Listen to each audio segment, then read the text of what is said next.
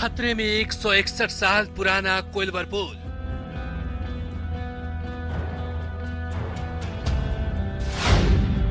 अवैध खनन से कमजोर हो रहे पिलर।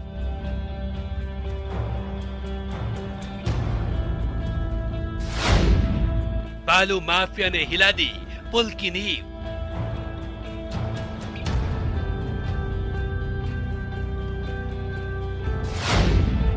रेत के लिए रेत रहे पुल की गर्दन।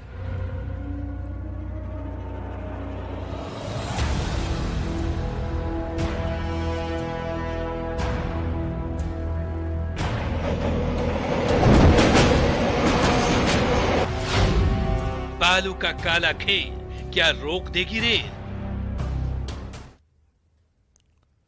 नमस्कार, आप देख रहे हैं न्यूज 18 स्पेशल। मैं हूं आपके साथ अलीम अतहर। ओडिशा के बालासोर में भीषण रेल हादसे के बाद रेलवे को लेकर कई सवाल खड़े हो रहे हैं। इन्हीं सवालों के बीच 161 साल पुराना हो चुके कोइलवर रेल पुल की मजबूती को लेकर भी सवाल खड़े हो रहे हैं। एक शख्स ने बड़े हादसे की आशंका जताते हुए रेल मंत्री को पत्र लिखा है। पत्र में कहा है कि अगर समय रहते ध्यान नहीं दिया गया तो कभी भी कोई बड़ा हादसा हो सकता है। यह रिपोर्ट देखिए।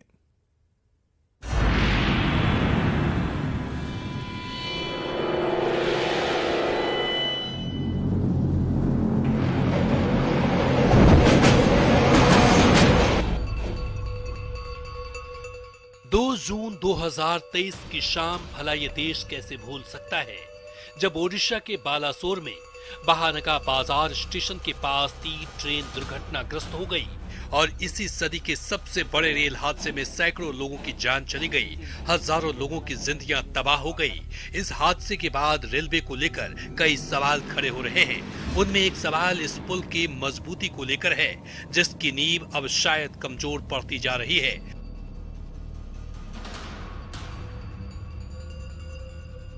यही वजह है कि पेशे से वकील डॉक्टर गोपाल कृष्ण नाम के एक शख्स ने केंद्रीय रेल मंत्री अश्विनी वैष्णव को पत्र लिखकर बड़े हादसे की आशंका जताई है। बालासोर में रेल हादसे के बाद कई तरह के सवाल रेलवे पे खड़े हो रहे हैं। रेलवे इस पूरे मामले की जांच कर रही है। जांच रिपोर्ट क्या आती है ये तो बात की बात है, लेकिन रेलवे पे सवाल तो फिलहाल खड़े हो ही गए हैं। लेकिन इसी बीच में हमारे हाथ में एक पत्र है और ये पत्र डॉक्टर गोपाल कृष्ण ने लिखा है भारत के रेल मंत्री को। कोइलवर पुल को लेकर, इसकी मजबूती को लेकर उन्होंने सवाल खड़े किए हैं और क्यों किया गया है ये भी हम आपको बताएंगे। गोपाल जी, आप इधर आ जाइए। गोपाल जी, आपने जो ये लेटर लिखा है रेल मंत्री को, क्या है इसका मजमून, अगर हम आसान भाषा में समझने की कोशिश करें तो? 2015 में मैंने तत्कालीन रेल मंत्री को एक पत्र लिखा था कि, और उसमें उनको बताया था कि कोइलवर का पुल बहुत ही पुराना है, 150 साल पुराना है, ये पूरी तरह से जर्जर हो गया है। तो जब मैंने उनको इस बारे में सूचित किया तो रेल मंत्रालय के तरफ से, रेल मंत्री के तरफ से एक पत्र मुझे मिला जिसमें मुझे आश्वासन दिया गया कि इसके ऊपर कार्रवाई की जाएगी, उसको सुरक्षित करने के लिए, इसको रेनोवेट करने के लिए और इसको रिप्लेस करने के लिए कदम उठाए जाएंगे। लेकिन कोई कदम उठाया नहीं गया।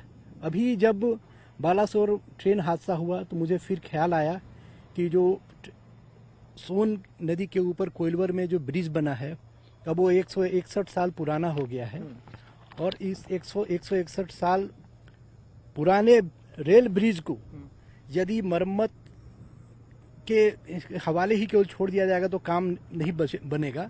शिकायतकर्ता गोपाल कृष्ण का आरोप है कि पुल के पिलर कमजोर पड़ते जा रहे हैं, छड़ जर्जर हो गए हैं, लोहे के बार में जंग लग गए हैं, जिसके कारण कभी भी कोई बड़ा हादसा हो सकता है।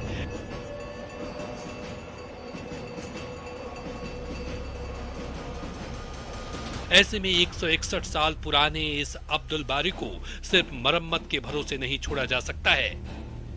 गोपाल कृष्ण की मांग है कि जिस तरह कोइलवर पुल के समानांतर सड़क पुल का निर्माण कराया गया है, उसी तरह एक नए रेल पुल का भी निर्माण होना चाहिए। वो एक नया पुल का निर्माण करे, क्योंकि इस पुल के जो पिलर्स हैं वो पूरी तरह से जर्जर हो चुके हैं। इसके जो आयरन बार्स हैं, छड़े हैं, वो सब जर्जर हो चुके हैं, जंग खा चुके हैं।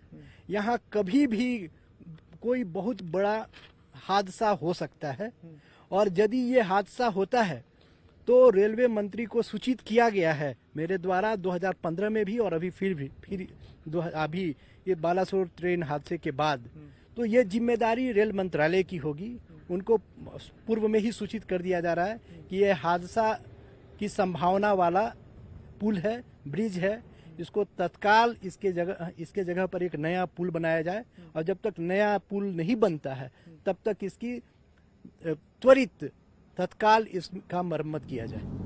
भोजपुर जिले के कोइलवर में सोन नदी पर बना यह 2 मंजिला पुल अंग्रेजों का बनाया हुआ है।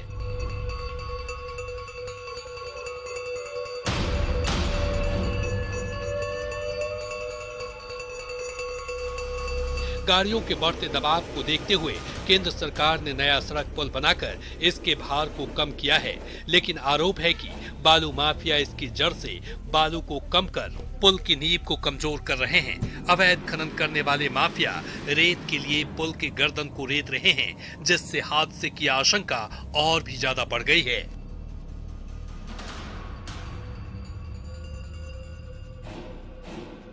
इस वक्त हम रेलवे ट्रैक पे ही हैं, और रेलवे ट्रैक भी काफ़ी पुराना हो चुका है, और लगभग 161 साल पुराना ये रेलवे ब्रिज है। तो आप समझ सकते हैं कि कितना पुराना ये रेलवे स्टेशन हो चुका है, रेलवे ब्रिज हो चुका है।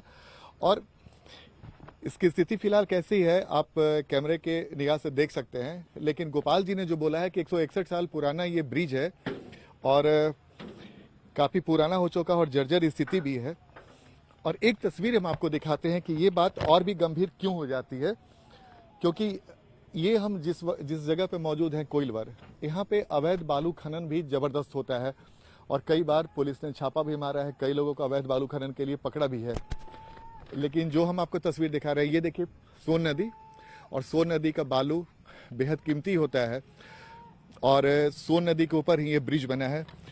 गोपाल जी, आपने इसमें ये भी मेंशन किया है कि ये खनन को लेकर भी आपने सवाल उठाए, तो उससे क्या इस पे असर पड़ रहा है? यहाँ सोन महानद में 4 राज्यों द्वारा खनन किया जा रहा है। 4 राज्यों के सैंड माइनर्स बालू का खनन कर रहे हैं, और जो खनन हो रहा है वो इस ब्रिज के प्रॉक्सिमिटी में, आसपास के इलाके में ही हो रहा है। तो उसके कारण पहले से ही कमजोर और जर्जर जो ब्रिज है वो और कमजोर पाया के बारे में आपका इशारा है, और ये जो पाया है उसके जो सपोर्टिंग बेस है उसको आप देख सकते हैं कि पूरी तरह से तितर बितर हो चुका है, बिखर चुका है, और ये बिल्कुल किसी विनाशकारी घटना के इंतजार में है ये पुल। आपको बता दें, लोहे के 2 मंजिला कोइलवर पुल में नीचे सड़क मार्ग है और ऊपर से ट्रेन गुजरती है। लगभग 1440 मीटर लंबे इस पुल का निर्माण साल 1856 में शुरू हुआ था, जो लगभग 6 साल बाद 1862 में पूरी तरह बनकर तैयार हुआ। इतिहासकार बताते हैं कि 1857 के प्रथम स्वतंत्रता संग्राम के दौरान कुछ समय के लिए इसके निर्माण को प्रभावित किया गया था, लेकिन पूरी तरह तैयार होने के बाद साल 1862 में वायसराय लॉर्ड एल्गन ने इसका उद्घाटन किया। बताया जाता है कि लॉर्ड एल्गन ने तब इस पुल की तुलना विक्टोरिया पुल से करते हुए कहा था कि यह शानदार पुल दुनिया में बस एक पुल से ही पीछे है। 1856 में कोइलवर रेलवे ब्रिज का काम शुरू हुआ था, लेकिन इसी बीच में 1857 में जब क्रांति हुई, तब जो क्रांतिकारी थे उन्होंने यहाँ पर आकर यहाँ के जो अभियंता और जो काम कर रहे मजदूर थे उन्हें जकड़ लिया था, उन्हें पकड़ लिया था। बहुत मुश्किल से उन इंजीनियरों को छुड़ाया गया था, और 1 साल के बाद फिर से काम शुरू हुआ था, और लगभग 5 से 6 सालों के बीच में ये रेलवे ट्रैक बनकर तैयार हो गया था। इस रेलवे ट्रैक की स्थिति के बारे में आप यही समझ सकते हैं कि रेलवे ट्रैक बेहद महत्वपूर्ण है, और कई एक्सप्रेस ट्रेनें इस रेलवे ट्रैक से गुजरती है। लेकिन समय के थपेड़ों के साथ साथ इस रेलवे ट्रैक की उम्र भी काफ़ी हो गई, लगभग 161 साल पुराना ये रेलवे ट्रैक है। तो आप समझ सकते हैं कि हिंदुस्तान में बहुत कम ऐसे रेलवे ट्रैक होंगे जो इतने पुराने होंगे। तो समय के साथ साथ इसके गुणवत्ता पे भी असर पड़ रहा है। पुल की हालत को देखते हुए समय समय पर रेलवे की ओर से मरम्मत कराई जाती है। इन तस्वीरों में आप देख सकते हैं कि अभी भी मजदूरों को लगाया गया है जो काम कर रहे हैं। ब्रिज के ऊपरी हिस्से में काम चल रहा है। ब्रिज पर मरम्मत का कार्य कर रहे मजदूर भी मानते हैं कि ब्रिज में लगे लोहे में जंग लगा हुआ है। ये जंग लोहे को कमजोर करता है, लेकिन जंग लगे लोहे को ठीक करने के लिए विशेष तरीके से पेंट किया जा रहा है। कोइलवर रेलवे पुल पर समय समय पे मरम्मत के कार्य भी चलते रहते हैं। इस वक्त भी मरम्मत का कार्य चल रहा है। आप लोग कहा पूरा रेलवे ब्रिज के नीचे ऐसे काम के लिए कि कहीं एक कुछ सर्टेन जगह पे टोटल करते हैं, पूरा ब्रिज करते हैं। तो सुना आपने, मजदूरों की बात चिंता बढ़ाती है। यही वजह है कि गोपाल कृष्ण ने रेल मंत्री को पत्र लिखा है। ये रेल पुल कई पिलर पर टिका हुआ है। मानसून के समय बाढ़ की वजह से भी पिलर के पास टकराव होता है, जिसके कारण जिस चबूतरे पर पाया टिका हुआ है वो भी पानी की तेज धारा के कारण क्षतिग्रस्त हो गया है। चबूतरा जगह जगह टूट चुका है। एक तरफ पानी का धार तो दूसरी ओर अवैध खनन। इस ऐतिहासिक पुल के पिलर पर लापरवाही की दोहरी मार पड़ रही है। रेल ब्रिज कितना मजबूत है ये तो रेल के अधिकारी ही बता सकते हैं, लेकिन ब्रिज के नीचे की जो तस्वीर है वो चिंता बढ़ाने वाली है। तो इस वक्त हम रेलवे कोइलवर पुल के ठीक नीचे हैं और इस वक्त भले ही यहाँ पे पानी नजर नहीं आ रहा हो सोन नदी का, लेकिन बरसात के समय ये पूरा सोन नदी लबालब भरा रहता है और ठीक इसी सोन नदी के ऊपर बना है कोइलवर रेलवे पुल। हम आपको तस्वीर दिखा रहे हैं, जो बताने की कोशिश कर रहे हैं कि ये ऊपर जो आप तस्वीर देख रहे हैं ये रेलवे ओवरब्रिज है, जहां पे कई ट्रेनें गुजरती हैं प्रतिदिन और ठीक उसके नीचे एक सड़क है जहां पे छोटे वाहनों को जाने की इजाजत है। लेकिन जो पुल बना है ठीक सोन नदी के नीचे और कई सारे ऐसे पाए हैं जिस पर ये रेलवे ट्रैक टिका हुआ है। लेकिन जो पाया इस वक्त आप तस्वीर देख रहे हैं, ठीक पाया के नीचे एक चबूतरा नुमा बनाया हुआ है, यानी कि ये पाया पूरी मजबूती से टिका है। उसके लिए ऐसे ऐसे छोटे छोटे कई चबूतरे बनाए गए हैं और हर चबूतरे के ऊपर एक पाया का निर्माण किया गया है। लेकिन धीरे धीरे 161 साल पुराना ये रेलवे ब्रिज है और इसकी स्थिति भी समय के साथ साथ खराब होती जा रही है। और तस्वीर जो हम आपको दिखा रहे हैं, जो भी चबूतरा नुमा बना हुआ है वो लगभग टूट चुका है। जो पाया जिस चबूतरे पर टिका हुआ है वो चबूतरा की स्थिति क्या है आप अच्छी तरीके से देखकर समझ सकते हैं। और इसी चबूतरे के ऊपर बना है रेलवे ब्रिज और इसी वजह से इस रेलवे ब्रिज को लेकर कई तरह के सवाल खड़े हो रहे हैं। और यही वजह है कि एक शख्स ने रेल मंत्री को एक पत्र लिखा है और उस पत्र में मांग की है कि 161 साल पुराने इस रेलवे ब्रिज पर ध्यान दिया जाए, क्योंकि सोन नदी के ऊपर बना ये रेलवे ब्रिज और ठीक सोन नदी के किनारे नीचे बालू खनन की वजह से जो पाया है और जिस चबूतरे पर ये टिका हुआ है वो बेहद कमजोर होता जा रहा है। और एक ट्रेन अभी गुजर रही है और ऐसे प्रतिदिन बड़ी संख्या में ट्रेन इस रेलवे ब्रिज से गुजरती है। लेकिन 161 साल पुराने इस रेलवे ब्रिज को लेकर सवाल खड़े हो रहे हैं और खासकर बालासोर रेल हादसे के बाद कई तरह के सवाल खड़े हो रहे हैं। उसमें एक सवाल ये भी खड़ा है कि 161 साल पुराना ये रेलवे ब्रिज अब कितना मजबूत है, क्योंकि जिस चबूतरा नुमा पाए पर ये रेलवे ब्रिज टिका हुआ है उस चबूतरे की स्थिति क्या है धीरे धीरे हम आपको दिखाकर ये बताने की कोशिश कर रहे हैं। और यही वजह है कि एक विसल ब्लोअर है गोपाल कृष्ण, उन्होंने रेल मंत्री को पत्र लिखा है कि 161 साल पुराने इस रेलवे ब्रिज पर ध्यान दिया जाए, कहीं ऐसा न हो कि कोई बड़ा हादसा इस रेलवे ब्रिज पर हो जाए। कैमरामैन दीपक के साथ आनंद अमृतराज, न्यूज 18 नेटवर्क, कोइलवर।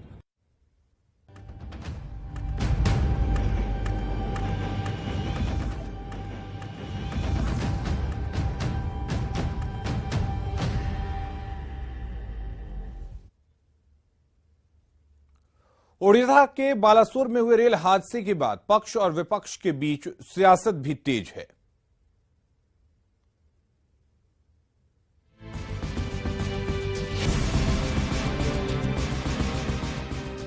ओडिशा के बालासोर में भीषण रेल हादसे से पूरा देश सन्न है। रेल हादसे में 288 लोगों की जान चली गई और 1000 से ज्यादा लोग घायल हो गए। हादसे में जान गंवाने वालों के घर वालों के अभी तक आंसू भी नहीं सूखे हैं और सियासत ने बुलेट की रफ्तार पकड़ ली है। आरजेडी ने बालासोर हादसे को सामूहिक हत्या करार देते हुए केंद्र सरकार पर सीबीआई जांच के जरिए लीपापोती का आरोप लगाया है। प्रथम दृष्टया में हमें लगता है कि सीबीआई की जांच किसी कमजोर लोगों को, निरीह प्राणी को बलि का बकरा बना करके सरकार अपने क्लेम से होना चाहिए। वहीं दूसरी ओर जेडीयू का कहना है कि देश की सबसे बड़ी रेल दुर्घटना के बाद भी किसी ने इस्तीफा क्यों नहीं दिया। उनको जवाबदेही ले लेना चाहिए और पद से त्याग पत्र देना चाहिए। विरोधियों के वार के बाद बारी बीजेपी के पलटवार की है।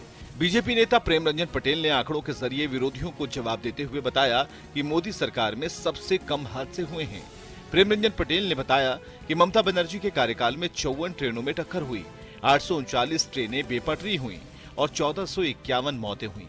नीतीश कुमार के कार्यकाल में 79 ट्रेनों में टक्कर हुई, 1000 ट्रेन बेपटरी हुई और 1527 लोगों की मौत हुई। लालू प्रसाद यादव के कार्यकाल में 51 टक्कर, 550 ट्रेन बेपटरी हुई और 1159 लोगों की मौत हुई। जबकि प्रधानमंत्री नरेंद्र मोदी के 9 साल के कार्यकाल में 29 टक्कर, 426 ट्रेन बेपटरी हुई और 781 लोगों की मौत हुई। कि जो लोग आरोप लगा रहे हैं उन लोगों के समय में कितनी ट्रेन एक्सीडेंट हुए, कितने लोगों की मौत हुई। यानी आंकड़ों की माने तो पिछली सरकारों के मुकाबले मोदी सरकार के 9 साल के कार्यकाल में काफी कम हादसे हुए और रेल हादसों में कम जाने गई। लेकिन राजनीतिक दल के नेता अपनी अपनी सुविधा के मुताबिक सियासी बढ़त बनाने में लगे हैं। न्यूज़ 18 के लिए पटना से शैलेंद्र कुमार, रवि नारायण और धर्मेंद्र की रिपोर्ट। और उधर सुल्तानगंज पुल हादसे पर विरोधी तो सरकार पर हमलावर हैं ही, अब अपने भी सरकार पर सवाल खड़े कर रहे हैं। बीजेपी जुडिशियल जांच या सीबीआई इंक्वायरी की मांग कर रही है, तो वहीं आरजेडी के विधायक सुधाकर सिंह ने पुल हादसे का जिम्मेदार सीधे मुख्यमंत्री नीतीश कुमार को ठहराया है। भागलपुर का सुल्तानगंज अगुवानी ब्रिज हादसे के बाद से बिहार सरकार लगातार विरोधियों के निशाने पर है। बीजेपी के नेता भ्रष्टाचार के मामले पर एक सुर में नीतीश सरकार को घेर रहे हैं। पुल हादसे की जांच को लेकर जो तर्क दिए जा रहे हैं उसे भी सुन लीजिए। लेकिन बगैर रिपोर्ट आए फिर पुल के काम को चालू कराना और चालू करा करके उस पर 300 करोड़ रुपए का भुगतान एजेंसी को देना, इस बात को दर्शाता है कि बड़ा मामला भ्रष्टाचार का इसमें है। सिटिंग जज से न्यायिक जांच हो और नहीं तो सीबीआई से हो। बाढ़ में बीजेपी के कार्यकर्ता सम्मेलन में पहुंचे केंद्रीय कृषि एवं किसान कल्याण राज्य मंत्री कैलाश चौधरी भी पुल के गिरने को बिहार में भ्रष्टाचार से जोड़कर देख रहे हैं। इनका पैसा स्टेट एक से लेकर उनका जो ठेकेदार जैयर से लेकर ऊपर तक पहुंच पाए और उसी का परिणाम है कि एक बार नहीं दूसरी बार ये पुल बिहार के अंदर टूटा है और सेम पुल दूसरी बार का टूट जाना निश्चित रूप से ये सरकार की फेलियर है। नीतीश सरकार के अपने भी अब सवाल खड़े कर रहे। आरजेडी विधायक सुधाकर सिंह ने एक बार फिर सरकार पर निशाना साधते हुए सुल्तानगंज पुल हादसे के लिए सीधे तौर पर नीतीश कुमार को ही जिम्मेदार ठहरा दिया है। संगठित लूट तंत्र को जिसने स्थापित किया और इसमें सभी दोषी हैं, मुख्यमंत्री ने उनको अपॉइंट किया है, तो फिर मुख्यमंत्री कैसे बच रहे हैं? तो ये तो बलि का बकरा ढूंढने जैसी विषय हुआ। इस बीच खबर है कि सुल्तानगंज पुल हादसे की जांच करने पहुंची आईआईटी रुड़की की टीम ने अपनी जांच रिपोर्ट बिहार पुल निर्माण निगम को सौंप दी है, जिसके आधार पर सरकार आगे की कार्रवाई करेगी। लेकिन हादसे के विरोध में बीजेपी 9 जून को राज्य भर में पुतला दहन करेगी, जबकि 12 जून को राजभवन मार्च भी बीजेपी के नेता करेंगे। वैसे विपक्षी नेताओं का प्रदर्शन भी जारी है। बुधवार को पटना के इनकम टैक्स गोलंबर पर राष्ट्रीय लोक जनशक्ति पार्टी के कार्यकर्ताओं ने पुल के स्ट्रक्चर वाले कटआउट के साथ विरोध प्रदर्शन किया और मुख्यमंत्री के इस्तीफे की मांग की। न्यूज़ 18 के लिए बाढ़ से अनिरुद्ध के साथ पटना से शैलेंद्र और रवि नारायण की रिपोर्ट। लव जिहाद की शिकार मॉडल मानवी राज मुंबई से रांची पहुंची है। मेडिकल टेस्ट और बयान दर्ज कराने के लिए मानवी को रांची पुलिस अपने साथ ले गई, लेकिन इस दौरान मानवी ने आरोपी तनवीर के विदेश भागने की आशंका के साथ ही उससे अपनी जान को खतरा बताया है। अब गेंद रांची पुलिस के पाले में है कि वो कब तक आरोपी तनवीर को गिरफ्तार कर पाती है।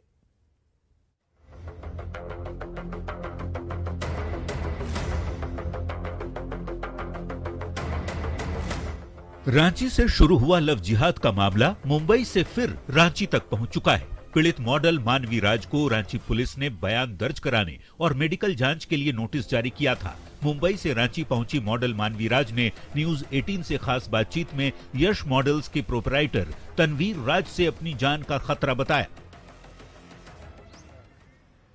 मॉडल लव जिहाद मामले में हमारे साथ पीड़िता इस वक्त राजधानी रांची में मौजूद है, जहां पर इन्हें पुलिस द्वारा मेडिकल टेस्ट के लिए और बयान दर्ज करने के लिए बुलाया गया है।